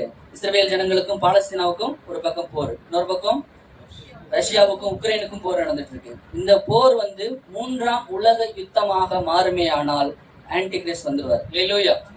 3ஆம் உலக யுத்தமாக மாறுமே ஆனால் அதுக்கு யார் உள்ள வரணும் அப்படின்னா ரஷ்யா உள்ள வரணும். உக்ரைன் எப்படி இஸ்ரவேலுக்கும் பாலஸ்தீனாவுக்கும் போர் நடந்துட்டு இருக்கு இல்லையா? இதுல இப்ப ஈரான் உள்ள வந்திருக்கு. இந்த ஈரான் உள்ள வருது. ஈரான்ல பாத்தீங்க அப்படின்னா ரஷ்ய படைகள் நிறைய இடத்துல பாதுகாப்பு கொடுத்துட்டு இருக்காங்க. ஒருவேளை அவங்களுடைய படைகளை இவர்கள் அடிப்பாங்களே, ஆனா ரஷ்யா என்ன பண்ணி ஆட்டோமேட்டிக்கா உள்ள வந்துடும். இந்த ரஷ்யா உள்ள வருமே ஆனால் நம்மளுடைய வேதத்தில் சொல்லப்பட்டிருக்கக்கூடிய அந்த கடைசி கால முத்திரை உடைக்கப்பட்டு விட்டது. ஒருவேளை ரஷ்யா உள்ள வந்துச்சுன்னா அது எப்படிப்பட்ட வாராக மாறும்? 3ஆம் உலக யுத்தமாக மாறும். அல்லேலூயா. அந்த 3ஆம் உலக யுத்தமாக மாறுமே ஆனால் அந்த உலகத்தின் அந்த யுத்தத்தினுடைய கடைசியில யார் வருவான்னா ஆன்டி கிறிஸ்ட் வருவான். அல்லேலூயா. எப்படிப்பட்ட ஆன்டி கிறிஸ்டா வருவான் அப்படின்னா சபை, அந்த 3வது சபை, அதாவது 3வது தேவாலயம் கட்டணும்னு சொல்லிருக்கணும் இல்லையா? அந்த தேவாலயத்தை கட்டி கொடுப்பவனாக அந்த இடத்துல ஒரு போலியான ஒரு சமாதானத்தை கொடுத்து அந்த ஆலயத்தை நான் என்ன பண்றேன், உங்களுக்கு நான் கட்டித்தரேன் அப்படின்னு சொல்லிட்டு அவன் கட்டி கொடுப்பவனாக ஒரு உள்ள வருவான். அப்போ ஆல்ரெடி பாத்தீங்கன்னா இஸ்ரவேல் ஜனங்களை பொறுத்தவரையிலும் இயேசு கிறிஸ்தவங்களை என்னவா ஏற்றுக்கொள்ளவில்லை, மேசியாவா அவர்கள் ஏற்றுக்கொள்ளவில்லை. ஏன்னா அவங்க எதிர்பார்க்கறது யாரை எதிர்பார்த்துட்டு இருந்தாங்க? மேசியானா யாருங்க? ராஜாவாக. எப்படி தாவீது மற்ற எல்லா உலகத்தில் இப்படி எல்லா நாடுகளிடையே சண்டை போட்டு எப்படி பாதுகாத்தாரோ அதே போல வரக்கூடிய மேசியா என்ன பண்ணணும், அவங்க இயேசு கிறிஸ்து வரும்போது அவங்க எப்படிப்பட்ட இருக்காங்க, அடிமையா இருக்காங்க. ரோமர் ஆட்சி நடந்துட்டு இருக்கு. அப்போ அந்த ரோமர் ஆட்சியில இருந்து அவங்களை விடுதலை ஆக்கி அவர்களுக்கு ஒரு ராஜாவாக இருக்க வேண்டும் அப்படின்னு ஒரு மேசியாவை தான் அவர் எதிர்பார்த்திருந்தாங்க. ஆனா இயேசு கிறிஸ்து என்ன பண்ணார், அவர் மேசியாவை ராஜாவா வந்தாரு இல்ல. அவர் மற்றவங்களுக்கு கண்ணுக்கு பார்வை கொடுக்கறது, சும்மா உடம்பு சரியில்லாதவங்களை சரியாக்குறது, முடவனை இது மாதிரி அவருடைய அற்புதங்கள் அடையாளங்களை செஞ்சுட்டு இருந்தாரு. அவங்களை பார்த்தா ராஜா மாதிரி உங்களுக்கு தெரியல. அதனால என்ன பண்ணல, அவங்கள ஒரு மேசியாவை அவர் ஏற்றுக்கொள்ளவில்லை. ஆனா வரக்கூடிய ஆன்டி கிறிஸ்ட அவன் மேசியாவை ஏற்றுக்கொள்வாங்க. ஏன் அப்படின்னா இவங்களுடைய பிரச்சனையை சரி பண்ணி அவன் என்ன பண்ண போறான், அந்த ஆலயத்தை கட்டி கொடுப்பவனாக வரப்போறான். அப்போ ஒரு 7 வருஷம் உபத்திரவ காலம் இந்த பூமியிலே நடக்கும். முதல் 3 வருஷம் உபத்திரவ காலம் யாருக்கு அப்படின்னா கைவிடப்பட்ட சபைக்கு. யாருக்குங்க? கைவிடப்பட்ட சபை. அதாவது இயேசு கிறிஸ்துடைய 2ஆம் வருகையின் போது எடுத்துக் கொள்ளப்படுறாங்க இல்லையா, மீதம் இருக்கக்கூடிய ஜனங்கள் யாரெல்லாம் அந்த வருகையிலே கைவிடப்படுகிறார்களோ, யாரெல்லாம் கிறிஸ்துவுக்குள் இல்லாம கிறிஸ்துவை விட்டு வழி விலகி தன்னுடைய பாவத்தினுடைய வழியில இருக்கிறாங்களோ அவர்கள்லாம் 2ஆம் வருகையில என்ன பண்ணப்படுவாங்க, கைவிடப்படுவார்கள். அந்த கைவிடப்பட்ட சபைக்கு விரோதமாக முதல் 3 வருஷம் உபத்திரவ காலம் இருக்கும். அல்லேலூயா. அடுத்த 3 வருஷம் யாருக்கு உபத்திரவ காலம்னா இஸ்ரவேல் ஜனங்களுக்கு. இவங்க வந்து மேசியாவை ஏத்துக்குவாங்க. ஆனா அந்த ஆலயம் கட்டி முடிச்சதுக்கு அப்புறம் அந்த ஆலயத்து நடுவே இவன் வந்து உட்கார்ந்துட்டு என்ன பண்ணுவான், எண்ணெய் வணங்கு அப்படின்னு சொல்லுவான். அவங்களை பொறுத்தவரையிலும் தேவன் ஒருத்தர் தான் வணங்கக்கூடியவர். அல்லேலூயா. அவங்க மேசியாவை என்ன பண்ணுவாங்கன்னா மேசியாவை பார்ப்பாங்க, ராஜாவை பார்ப்பாங்க ஒழிஞ்சு அவங்களை வந்து வணங்க மாட்டாங்க. அவங்க வந்து ரொம்ப என்ன பண்ணுவாங்க, அவங்களுடைய நியாய பிரமாணத்துல ரொம்ப ஸ்ட்ராங்கா இருப்பாங்க. நம்மள மட்டும்லாம் இல்ல, அவங்க அந்த விதிகளின்படி அதை ரொம்ப பெர்ஃபெக்டா ஃபாலோ பண்ணக்கூடியவர்கள். அப்போ இவனை வந்து மேசியாவை ஏற்றுக்கொள்வாங்க, ஆனா என்ன பண்ண மாட்டாங்க, வணங்க மாட்டாங்க. இவன் தேவனுக்கு நிகரானவன் இல்லை அப்படின்னு அவனை இருக்கும்போது ஆட்டோமேட்டிக்கா அவர்களுக்கு எதிராக ஒரு மிகப்பெரிய ஒரு உபத்திரவ காலத்துக்கு நேராக அவர்கள் கடந்து போவார்கள். இந்த 7 வருஷ உபத்திரவ காலத்தின் முடிவுல தான் யார் வருவார், இயேசு கிறிஸ்துடைய பகிரங்க வருகையாகிய அவருடைய அந்த 1000 வருஷ அரசாட்சிக்காக அவர் தன்னுடைய தூதர்களோடு இறங்கி வருவார். அல்லேலூயா. அப்போ இதற்காக இந்த உலகம் இன்னைக்கு நடந்துட்டு இருக்கு, இந்த யுத்தம் நடந்துட்டு இருக்கு. ஒருவேளை இந்த யுத்தம் அது 3ஆம் உலக யுத்தமாக மாற வேணாலும் ஆட்டோமேட்டிக்கா என்ன ஆகும், ஆன்டி கிறிஸ்து உள்ள வந்துருவான். உள்ள வந்தானா தேவாலயம் கட்டப்படும். இயேசு கிறிஸ்து 7 வருஷ உபத்திரவ காலத்தின் மத்தியில மீண்டும் வருவார். ஆனா அதுக்கு முன்னாடி என்ன இருக்கு, அதுக்கு முன்னாடி என்ன இருக்கு, ரகசிய வருகை இருக்கு. அல்லேலூயா. அந்த சபையில இயேசு கிறிஸ்துடைய அந்த ரகசிய வருகையின் போது நாமெல்லாம் எடுத்துக்கொள்ளப்பட வேண்டும். அப்ப இந்த உலகமே வந்து நான் முதல்ல சொன்ன மாதிரி இந்த உலகமே எல்லாம் அந்த இயேசு கிறிஸ்துடைய பகிரங்க வருகைக்கு ரெடியா இருக்கு. இந்த உலகத்தில் நடக்கக்கூடிய அத்தனை கடைசி கால அடையாளமும் இன்னைக்கு உலகத்தில் நடந்து கொண்டு இருக்கிறது. அன்பு தனிஞ்சு போன்னு சொல்லியிருக்காரு வேதத்துல. இன்னைக்கு அன்பு அப்படித்தானே இருக்கு. பெத்த தாய்கிட்ட அன்பு இல்ல, குறைஞ்சு போச்சு. இன்னைக்கு உலகத்துல பாருங்க, இன்னைக்கு பார்க்கக்கூடிய ஒவ்வொன்றும் நமக்கு புதுசா இருக்கு. ஒரு ஹீட் பாருங்க, டெம்பரேச்சர் இப்படி கூட ஒரு ஹீட் நம்ம வந்து நம்ம வாழ்க்கையில பார்த்திருக்கோமா, உணர்ந்திருக்கோமா? இல்ல. இன்னைக்கு கால சூழ்நிலை எல்லாம் மாறிடுச்சு. இன்னைக்கு நடக்கக்கூடிய ஒவ்வொரு விஷயமும் நாம இதுவரையிலும் கண்டிராதது, இதுவரையிலும் பார்த்திராதது. இந்த பூமி அதிர்ச்சி எல்லாம் சொல்றாங்க, இதுவரையிலும் இப்படிப்பட்ட ஒரு பூமி அதிர்ச்சி நடந்ததே இல்லையா. டெய்லி பூமி அதிர்ச்சி நடந்துட்டு இருக்கு. அதுவும் அளவில்லாத, அது நார்மலா பதிவிடக்கூடிய ஒரு அளவை விட அதிகமாக இன்னைக்கு பதிவிடப்பட்டு கொண்டிருக்கிறது. அப்ப உலகம் முழுவதும் அவருடைய வருகைக்காக ஆயத்தப்படுத்தி அதை நோக்கி போயிட்டு இருக்காங்க. ஆனா அதற்கு முன்பாக நடக்கக்கூடிய இயேசு கிறிஸ்துடைய ரகசிய வருகைக்கு நாம் ஆயத்தப்பட்டிருக்கிறோமா? அல்லேலூயா. உங்களுடைய மனசாட்சியை ஒரு நிமிஷம் அப்படியே தொட்டு பாருங்க. நாம எந்த அளவுக்கு ஆயத்தப்பட்டிருக்கோம்? நாம வந்து எந்த அளவுக்கு அவர் இயேசு கிறிஸ்துடைய வருகைக்காக நாம ரெடியாக இருக்கிறோம்? அப்ப அவர் வருகைக்கு நாம ரெடி ஆகணும் அப்படின்னா என்ன பண்ணணும்? எப்படிப்பட்ட ஒரு வாழ்க்கையை வாழ வேண்டும்? பரிசுத்தமுள்ள ஒரு வாழ்க்கையை வாழ வேண்டும். இயேசு கிறிஸ்துவோடு நெருங்கி நிற்கக்கூடிய ஒரு உருவாக. தசம பாகம் எத்தனை பர்சன்டேஜ்? 10ல் 1 பங்கு, இப்படிதானே? அட்லீஸ்ட் ஒரு நாளைக்கு 24 மணி நேரத்துக்கு தசம பாகம்னு 10% வச்சா கூட ஒரு நாளைக்கு எத்தனை மணி நேரம் நமக்கு வேணும்? 2.5 மணி நேரம் அட்லீஸ்ட் தேவனோடு நம்ம என்ன பண்ணணும்? சஞ்சரிக்கக்கூடியவர்களாக, உறவாடக்கூடியவர்களாக. அவர் ஆக்சுவலா வந்து எடுத்துக்கொள்ளப்பட போகிறோம், அப்படித்தானே? எடுத்துக்கொள்ளப்பட போகிறோம். அப்போ இதுக்கு முன்னாடி எத்தனையோ பரிசுத்தவான்கள் எடுத்துக்கொள்ளப்பட்டிருக்காங்க. யாரெல்லாம் எடுத்துக்கொள்ளப்பட்டிருக்காங்க? ஏனோக்கு எடுத்துக்கொள்ளப்பட்டிருக்கார், எலியா எடுத்துக்கொள்ளப்பட்டிருக்கார், வேற இயேசு கிறிஸ்து எடுத்துக்கொள்ளப்பட்டிருக்காரு. அப்போ அவங்களுடைய வாழ்க்கையில எடுத்து பாத்தீங்க அப்படின்னா ஒவ்வொருத்தரும் பாத்தீங்கன்னா கடவுளோடு எப்படி இருப்பாங்க? தேவனோடு நெருங்கி இருக்கிறவர்களாக, அவருடைய உறவு வந்து ரொம்ப ஐக்கியம், கர்த்தரோடு இணங்கி இருக்கக்கூடியவர்களாக இருப்பாங்க. அப்போ நம்முடைய வாழ்க்கை அப்படிப்பட்ட ஒரு வாழ்க்கையாக இருக்கிறதா? யோசிச்சு பாருங்க. நாம் ஒரு நாளைக்கு எவ்வளவு நேரம் ஜெபம் பண்றோம்? மினிமம் ஒரு நாளைக்கு எவ்வளவு நேரம் ஜெபம் பண்ணணும்? காலையில நான் சொன்ன மாதிரி மினிமம் ஒரு 2.5 மணி நேரம். அப்ப காலையில ஒரு 1 மணி நேரம், நைட்டு ஒரு 1 மணி நேரம், மத்தியானம் ஒரு 1/2 hour, மினிமம் ஒரு நாளைக்கு ஒரு 2.5 மணி நேரம் என்ன பண்ணணும்? பிரேயர் பண்ணணும், நல்லா ஜெபம் பண்ணணும், நல்லா ஜெபம் பண்ணணும். தேவனுடைய வார்த்தைகளை, வசனங்களை படிக்கணும், அவரோடு சஞ்சரிக்க வேண்டும். அல்லேலூயா. நம்ம முதல்ல கேட்டோம், யாரும் காலேஜ் போயிட்டு போகிற பசங்க பிள்ளைங்க இருக்கீங்களா? காலேஜ் போயிட்டு பிள்ளைங்க, உங்களுடைய ஆம்பிஷன் என்ன? ஆம்பிஷன். டீச்சர், உங்களுடைய ஆம்பிஷன் என்னமா? உங்களுடைய போலீஸ், உங்களுடைய ஆம்பிஷன் என்னமா? டாக்டர், உங்களுடைய ஆம்பிஷன் என்னடா?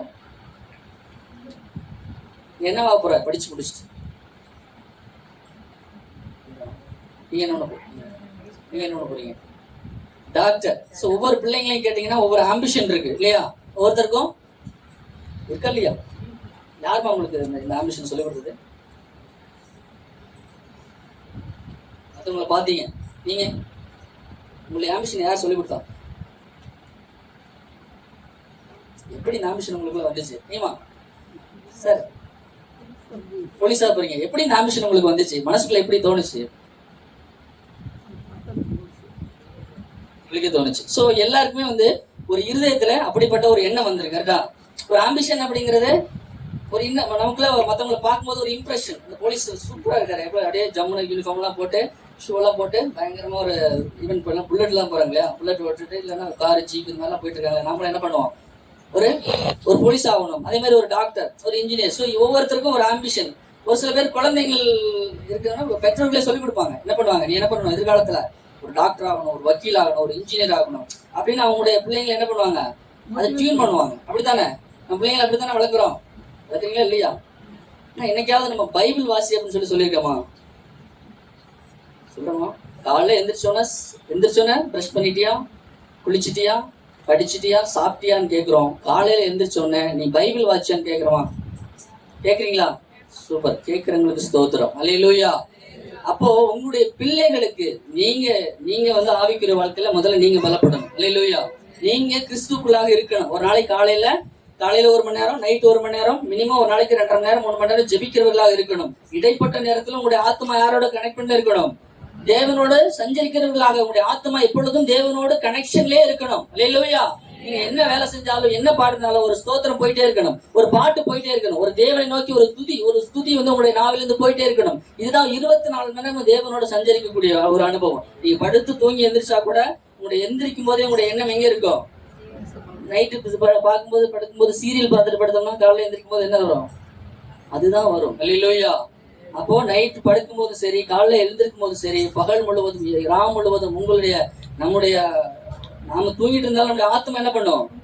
முடிச்சிருக்கும். அது வந்து தேவனோட நமக்குள்ள இருக்க அந்த 2 வகையான மைண்ட் சொல்லுவாங்க. அந்த மைண்டானது நமக்குள்ள இருக்க ஆத்மாவானது தேவனோடு சஞ்சரித்து கொண்டு இருக்க வேண்டும், அல்லேலூயா. அப்போ உங்களை பாக்குற பிள்ளைகள் எப்படி இருப்பாங்க? இப்ப நீங்க எடுத்து வச்சு பைபிள் படின்னு சொல்றதை விட நீங்க எடுத்து வச்சு பைபிள் உட்காந்து படிச்சீங்கன்னா பிள்ளைங்க என்ன பண்ணும்? படுக்கும். உங்க கூட வந்து பக்கத்துல உட்காந்து படிக்கும். நீங்க டிவி பார்த்துட்டு சீரியல் பார்த்துட்டு இருந்தீங்க அப்படின்னா அது மொபைல் எடுத்துட்டு போய் பக்கத்துல ஷார்ட்ஸ் பார்த்துட்டு இருக்கும், இல்லையா? அப்போ நீங்க எப்படி முதல்ல உங்களுடைய லைஃப் இருக்கிறதோ அதே பொறுத்துதான் உங்களுடைய பிள்ளைகளுடைய வாழ்க்கை. இன்னைக்கு காலகட்டத்தில் பிள்ளைங்க திரும்ப கேட்டுரும், நீ மட்டும் உட்காந்து சீரியல் பாக்குற அப்படின்னு. கேட்குதா? ஆனா நாம் அப்படி பிள்ளைகளுக்கு எப்படிப்பட்டவர்களா இருக்க வேண்டும்? ஒரு எக்ஸாம்பிளா அவருடைய பிள்ளைகளுக்கு ஒரு எடுத்துக்காட்டாக நாம இருக்க வேண்டும். அப்போ அந்த பிள்ளைகளை நாம் வளர்க்கக்கூடிய விதம். அப்ப நான் வந்து கிறிஸ்துக்குள்ளாக முதல்ல சரியா இருக்கணும். அடுத்து என்னோட பிள்ளைகளை என்ன பண்ணணும்? கிறிஸ்துக்குள்ளாக ப்ராப்பரா அவர்களை வழிநடத்தக்கூடியவர்களாக. அந்த பிள்ளை ப்ராப்பரா, அந்த பிள்ளைகளுக்கு நீங்க சொத்து சுகத்தை கொடுக்குறீங்களோ இல்லையோ, படிப்பை கொடுக்குறீங்களோ இல்லையோ, ஆனால் தேவனுடைய வார்த்தைகளை கொடுத்தீங்கன்னா அந்த வார்த்தையை அவர்களை பலப்படுத்தும், அல்லேலூயா. அப்ப அந்த பிள்ளைகளை வந்து பலப்படுத்துங்க. அதே மாதிரி வீட்டுல இருக்கக்கூடிய கணவன் மனைவி ரட்சிக்கப்படவில்லை என்றால் அவர்களுக்காக ஜெபிங்க. அவங்களை என்ன பண்ணணும்? அதற்கு சபைக்காக அவங்கள ஆயத்தப்படுத்தணும். போட்டு அவங்களை ப்ரெஷர் போடாதீங்க, வான்னு பிடிச்சிருக்காதீங்க. சொல்லுங்க, கேட்கல அப்படின்னா என்ன பண்ணுங்க, அவங்களுக்காக உட்கார்ந்து உபவாசம் போட்டு ஜெபம் பண்ணுங்க. கர்த்தரால் மாற்றக்கூடியது எதுவுமே இல்லை, அல்லேலூயா. தேவனால் கூடாத காரியம் ஒன்றுமில்லை என்று வேதம் சொல்லுகிறது. அப்போ நம்ம கூட இருக்கக்கூடிய அவரை ரட்சிப்பதற்கு கர்த்தர் போதுமானவரா இருக்கிறார். நம்ம கூட இருக்கக்கூடிய மனைவியை ரட்சிப்பதற்கு தேவன் போதுமானவரா இருக்கார். ஆனா நமக்குள்ள ஒரு வாஞ்சை இருக்கணும், அல்லேலூயா. சோ கரெக்டா நம்ம அதற்குரிய ப்ராப்பரா நம்ம வந்து அவர்களுக்காக நம்ம வந்து ஃபாஸ்டிங் போட்டு ஜெபம் பண்ணும்போது கர்த்தர் அவருடைய அந்த மனசை மாத்தி கண்டிப்பா நமக்குள்ள ஒரு ரட்சிப்பை, அவருக்குள்ள ஒரு ரட்சிப்பை கொண்டு வருவார், அல்லேலூயா. அப்ப நாம மட்டும் வந்து ரெடியா இருக்கிறோம், நாம ரட்சிக்கப்பட்டிருக்கோம். அதே போல நம்ம என்ன பண்ணணும்? மற்றவர்களுக்கு இந்த சுவிசேஷத்தை அறிவித்து அநேக ஜனங்களை, அநேக ஆத்துமாக்களை இந்த நம்ம சபைக்கு கூட்டி வருவதற்கு நாம் நம்மளே ஆயத்தப்படுத்தணும், அல்லேலூயா. ஏன்னா இன்னைக்கு ஒவ்வொருத்தரும் வந்து கர்த்தரை அறிவதற்கு முன்பாக ஏதோ ஒரு பிரச்சனையில் இருப்போம். எனக்கு ஒருத்தர் சொல்லாம இருந்தார் அப்படின்னா நான் என்ன பண்ணிக்க முடியாது, இன்னைக்கு கர்த்தரிடத்துல வந்திருக்க முடியாது. ஏன்னா நான் எனக்கு உண்மையில என்ன பிரச்சனை எனக்கு தெரியல. எனக்கு ஏதோ பண்ணுது, ஆனா இதனால எனக்கு என்ன பிரச்சனை, எதனால எனக்கு இப்படி பண்ணுதுன்னு எனக்கு தெரியல. அப்போ எனக்கு பக்கத்துல இருந்தவங்க உங்களுக்கு ஒரு விஷயம் இருக்கு, ஒரு பிரச்சனை இருக்கு அப்படின்னு எனக்கு சொல்லி ஒரு வழியை காமிக்கிறாங்க. ஒரு வழியை காமிச்சது கர்த்தர் என்னை ஈர்க்கப்படுத்திக் கொண்டார், அல்லேலூயா. அப்போ அதே போலதான் உங்களை சுற்றி எத்தனையோ பேர் வியாதியில, எத்தனையோ பேர் வீட்டுல மனப்பிரச்சனைகள், போராட்டங்கள், குடும்பத்துல ஒரு சமாதானமின்மை, எத்தனையோ போராட்டங்கள்ல குடும்பத்துல இருக்காங்களா இல்லையா? நம்மளை சுத்தி இருக்கிறவங்களுக்கு அதெல்லாம் எப்படி அதுல இருந்து விடுதலை ஆகும்னு தெரியவே தெரியாது. ஒவ்வொருத்தரும் ஒரு விடுதலை, ஒரு ஒரு சமாதானத்தை தேடி போறாங்க. ஒவ்வொருத்தரும் பாத்தீங்கன்னா படம் பார்க்க போறாங்க, ஒருத்தவங்க வந்து தண்ணி அடிக்க போறாங்க, ஒருத்தவங்க தம் அடிக்கிறாங்க. பாத்தீங்கன்னா நேற்று ஃபேப்ரிக் மேனேஜர் போய் தம் அடிச்சுட்டு வர்றாரு. ஏங்க அப்படின்னா ரொம்ப டென்ஷனா இருக்கு அப்படிங்கிறாரு. இந்த மாதிரி அப்ப ஒரு டென்ஷனை போக்குறது, தம் அடிக்கிறதுல டென்ஷன் போகணும் ஒரு மனசுக்குள்ள ஒரு எண்ணம். ஆனா உண்மையில போயிடுமா? போகாது. ஆனால் அதை விட உண்மையான மெய்யான சமாதானத்தை தரக்கூடிய ஒரு ஒருத்தர் நம்ம கூட இருக்கிறார். அல்லேலூயா. நமக்கு தெரியும், அப்படியா? நமக்கு தெரியும் அவர் சமாதானத்தின் தேவன், விடுதலையின் தேவன், நம்மளை ரட்சித்த தேவன், நம்முடைய பாவங்களை போக்கின தேவன். நமக்கு தெரியும். பக்கத்துல ஒண்ணு தெரியுமா? அறியாத ஜனங்கள் எத்தனையோ பேர் இருக்காங்க. அவர்களுக்கு இயேசு கிறிஸ்துவை சொல்லி அவர்களை ரட்சிப்பின் பாதையில கண்டிப்பா கொண்டு வரணும். ரெண்டு விஷயம் நம்ம பரலோக ராஜ்யத்தை சுதந்திரத்துக் கொள்ளும். ஒண்ணு நம்மளுடைய ஆத்மா, இன்னொன்னு நாம் சுவிசேஷம் சொல்லி எந்த ஆத்மாவை நம்ம ரட்சிப்புக்கு நேராக வழிநடத்துறோமோ அந்த ஆத்மா நம்ம கூட வரும். அல்லேலூயா. பரலோக ராஜ்யம் எழுந்து நின்று நம்மளை வரவேற்கணும். பாருங்க 1000 ஆத்மா கொண்டு வந்திருக்கான், 2000 ஆத்மா தன்னை கூட கொண்டு வந்திருக்கான் அப்படின்னு பரலோக ராஜ்யம் என்ன பண்ணணும்? எழுந்து நம்மளை வரவேற்க வேண்டும். அப்ப நம்ம போய் வெறுங்கையே நின்னோம்னா சரியா இருக்குமா? ஒரு பெரிய ஃபங்க்ஷன் நடக்குது, ஒரு ஸ்டேஜ் இந்த மாதிரி ஸ்டேஜ்ல பொண்ணு மாப்பிள்ளை நின்றுட்டு இருக்காங்க, போறவங்க எல்லாம் கிஃப்ட் கொடுக்குறாங்க, நீங்க வெறுங்கை போயிருந்தா என்ன ஆகும்? உங்களுக்கே ஒரு கில்ட்டியா இருக்குமா இல்லையா? மனசுல என்னடா எல்லாரும் கிஃப்ட் பெரிய பெரிய பாக்ஸா கொண்டு போறாங்க, நம்ம வெறுங்கையா போய் நிக்கிறோமே அப்படி நமக்குள்ள என்ன இருக்கும்? வருத்தம் இருக்குமா இருக்காதா? அதே போலதான் பரலோக ராஜ்யம் ஒவ்வொருத்தரும் அநேக ஆத்துமாக்களை கூட்டி சேர்க்கும் பொழுது நாம மட்டும் வெறுங்கையா போய் நின்னா என்ன இருக்கும்? நமக்குள்ள ஒரு கில்ட்டி கான்சியஸ் இருக்கும். அல்லேலூயா. அப்போ ஒவ்வொருத்தரும் உங்களை முதல்ல ஆயத்தப்படுத்துங்க, பிள்ளைகளை ஆயத்தப்படுத்துங்க, உங்களுடைய குடும்பத்தை ஆயத்தப்படுத்துங்க. அநேக ஜனங்கள், அநேக ஆத்துமாக்களை, உங்களை சுற்றி இருக்கக்கூடிய ஆத்துமாக்கள், அநேக ஆத்துமாக்கள் இன்னைக்கு கர்த்தரை அறியாத ஜனங்கள். சொல்லுங்க, விதைய போடுங்க. விதைக்கிறவனாலும் அல்ல, நீர் பாய்ச்சிறனாலும் அல்ல, அதை விளை செய்கிறவர் தேவனாலே எல்லாம் ஆகும். உங்களுக்கு நீங்க சொல்றது மட்டும் தான் வேலை. மிஞ்சி மிஞ்சி போனா என்ன பண்ணுவான்? மிஞ்சி மிஞ்சி போனா அடிப்பான், அவ்வளவுதானே. என்ன பண்ணுவான்? என்னடா இயேசு கிறிஸ்து பத்தி சொல்ல அடிக்கதான் செய்வான். ஆனால் அது அந்த ஒரு அடி எனக்கு என்னது? ஆதாயம் என்று வேதம் சொல்லுகிறது. அல்லேலூயா. கிறிஸ்துவுக்காக நான் மரிக்கவும் தயாராக அவர் சொல்றாரு பவுல். அப்போ நம்ம மரிக்கலாம் வேண்டியதுல மிஞ்சி மிஞ்சி போனா ஒரு இந்த காலத்துல அடிக்கதான் செய்வாங்க. வடநாட்டுல தான் அடிச்சு கொள்றாங்க. அப்போ நம்ம தமிழ்நாட்டுல அந்த அளவுக்குலாம் இன்னும் போகல. அப்போ நம்ம வார்த்தைகள் தேவன கர்த்தரை குறித்து சொல்ல போவோம். ஆனால் எத்தனை பேர் அதை ஏற்றுக்கொள்ளுகிறாங்க? என் ஆபீஸ்ல எத்தனை சுவிசேஷம் சொல்லி அம்மா ஒரு பைபிள் கொடுத்தாங்க. இப்ப நார்மலா நம்ம ஏதோ ஒரு பிரச்சனையோட பைபிள் படிச்சோம்னா என்ன நமக்கு கர்த்தர் பேசுவார். அந்த அம்மா நல்லா பட்டரைட்டை எல்லாம் போட்டிருக்கோம். கொடுத்துட்டேன் அவங்களுக்கு பைபிள் கொடுத்துட்டேன். ஒரு நாள் திடீர்னு இங்கே வந்தாங்கன்னா எப்போது காலையில வேலை ஸ்டார்ட் பண்ணும்போது ஒரு 2 நிமிஷம் ப்ரேயர் பண்ணிட்டு வேலை ஸ்டார்ட் பண்ணுவேன். ப்ரேயர் பண்ணிட்டு முடிச்சு நிற்கிறேன், பக்கத்தில் நிற்கிறாங்க. இந்த மாதிரி நேற்று எனக்கு ரொம்ப மனசு கஷ்டமா இருந்துச்சு, நீங்க ஒரு பைபிள் கொடுத்தீங்க இல்லையா, அந்த பைபிள் திரும்பி எடுத்து படிச்சு பார்த்தேன், பார்த்தா கர்த்தர் என் கூட பேசினார் அப்படின்னு சொல்லி அவருக்கு கர்த்தர் பேசினாரு தெரியல, எனக்கு உடம்பெல்லாம் அந்த புல்லரிச்சிச்சிங்க அப்படின்னாங்க. உடம்பெல்லாம் புல்லரிச்சிச்சு, எனக்கு ஏதோ என் கூட அந்த அந்த என்னுடைய மனசுக்கு ரொம்ப ஆறுதலா இருந்துச்சு அப்படின்னு சொன்னாங்க. அல்லேலூயா. இப்படிப்பட்ட ஆறுதலான சாட்சியும் நமக்கு வரும், அப்படிப்பட்ட சாட்சியும் வரும். அடிக்கிறவன் அடிக்கத்தான் செய்வான், உதைக்கத்தான் செய்வான். ஆனால் அந்த அடியில ஒரு 10 பேருக்கு சுவிசேஷம் சொல்றோமா, அதுல 5 பேர் ரட்சிக்கப்பட்டால் அந்த ஆத்துமா பரலோகம் சேரும். அல்லேலூயா. சுவிசேஷங்கிறது அதுதான். நம்மளால முடிஞ்ச ஆத்துமாக்களை பரலோக ராஜ்யத்திற்கு என்று அவர் அதை ஆயத்தப்படுத்த வேண்டியது நம்மளுடைய கடமை. அல்லேலூயா. அப்ப இந்த உலகம் தயாராக இருக்கிறது இருக்கு இயேசு கிறிஸ்துடைய பகிரங்க வருகைக்கு. ஆனால் அதற்கு முன்பாக நடக்கக்கூடிய இயேசு கிறிஸ்துடைய அந்த ரகசிய வருகைக்கு நாம் ஒவ்வொருத்தரும் தயாராக இருக்க வேண்டும். அல்லேலூயா. தயாராக இருக்கலாமா? பர்டிகுலராக பிள்ளைங்களை எல்லாம் ரொம்ப பத்திரமா பார்த்துக்குங்க. 2020க்கு முன்னாடி நம்ம பிள்ளைங்க கையில மொபைல் கொடுத்தோமா? இன்னைக்கு மொபைல் கொடுத்த மொபைல் யாருக்கா வாங்கியிருக்கிறீங்களா? எல்லாம் அப்படியே தான் கொடுத்துருக்கீங்க. கரெக்டா? யார் வாங்கல தானே? தயவுசெய்து இன்னைக்கே போய் அந்த மொபைல்லாம் ரிட்டர்ன் வாங்கிருங்க. ஒரு இடத்துல நான் ஒரு மாடி மேல நின்றுட்டு இருக்கேன், ஒரு ஸ்கூலுக்கு காலேஜ் பஸ் கிராஸ் ஆகுது. அந்த ஓரத்துல மேல இருந்து பார்த்தா பிள்ளைங்க ஓரமா உட்காந்துட்டு இருக்காங்க. அத்தனை பிள்ளைங்க கையிலையும் மொபைல், ஒன்று சேட் பண்ணிட்டு இருக்கு, இல்லாட்டி இது ஹெட்ஃபோன் போட்டு ஏதோ கேட்டுட்டு இருக்காங்க. அப்புறம் ஒரு பஸ்ல போயிட்டு பார்த்தீங்கன்னா பிள்ளைங்க ஒரு 10 பிள்ளைங்க ஏறினாங்க. பேக் எல்லாம் கொண்டு வந்து சீட்ல கொடுத்துட்டு எல்லா கையிலையும் மொபைல் உட்காந்து சேட் பண்ணிட்டு இருக்கு. 2 பிள்ளைங்க 3 பிள்ளைங்க சேர்ந்து சேட்டிங். அப்போ உங்களுடைய பிள்ளைகளை உங்க கையில ஒரு பாலுங்க இடத்துல என்ன பண்றீங்க? கல்ல கட்டி தள்ளி விடுறீங்க. ஒரு 10th படிக்கிற பொண்ணு, ஒரு அம்மா என்ன பண்றாங்கன்னா நைட்டு வெளியில எந்திரிச்சு வர்றாங்க, ஒரு 12 மணிக்கு வெளியில எந்திரிச்சு வர்றாங்க. 10th படிக்கிற பொண்ணு, அது தனியா ஒரு ரூம் கொடுத்துருக்காங்க. ஜன்னல் வழியா பாக்குறாங்க, அந்த பொண்ணு நிர்வாணமா நின்று வீடியோ கால் பேசிச்சு. எவ்வளவு கொடுமையான விஷயம் தெரியுங்களா? நீங்க மொபைல அந்த பிள்ளைகள் கையில இருந்து என்ன பண்ணுங்க, ரிட்டர்ன் வாங்க. 2020க்கு முன்னாடி உங்க பிள்ளைங்க எப்படி படிச்சாங்களோ அந்த படிப்பு படிச்சா போதும். அல்லேலூயா. அந்த மொபைல் என்ன பண்றீங்க? இன்னைக்கே இந்த மொபைலை வாங்கி வைங்க. அதே மாதிரி சின்ன குழந்தைய பாருங்க, ஷார்ட்ஸ் பார்த்துட்டு இருக்கு, இப்படி தள்ளி தள்ளி தள்ளி தள்ளி தள்ளி அந்த பிள்ளைங்க கையில எப்படி கர்த்தர் உள்ள போவார்? அந்த பிள்ளைகளோட சிந்தனை எல்லாம் அதுலதான் இருக்கும். ஒன்னும் கேம்ஸ்ல இல்லாட்டி இந்த மொபைல் மிகப்பெரிய ஒரு பிரச்சனை. நம்ம அந்த காலத்துலலாம் ஒரு தப்பு பண்ணா எங்க போகணும்? எங்கேயாவது ரொம்ப தூரம் போகணும். இன்னைக்கு எல்லாமே கையில கொண்டாந்து ஒரு மொபைல் என்ன பண்ணிட்டோம்? கையில கொடுத்தாச்சு, எல்லாமே இதுக்குள்ள இருக்கு, எல்லா ஆப்பும் அதில் போட்டு பசங்க கையில பிள்ளைங்க கையில கொடுத்தாச்சு. ஸோ அந்த மொபைல் என்ன பண்ணுங்க, பிள்ளைங்க கையில இருந்து வாங்குங்க. ஸோ அந்த பிள்ளைங்களை ப்ராப்பரா அந்த பிள்ளைங்களை வழிநடத்த வேண்டியது பெற்றோருடைய கடமை. அல்லேலூயா. முடிக்க போறோம். ஸோ மீண்டும் நான் சொல்லக்கூடியது அதே ஒரே விஷயம்தான்.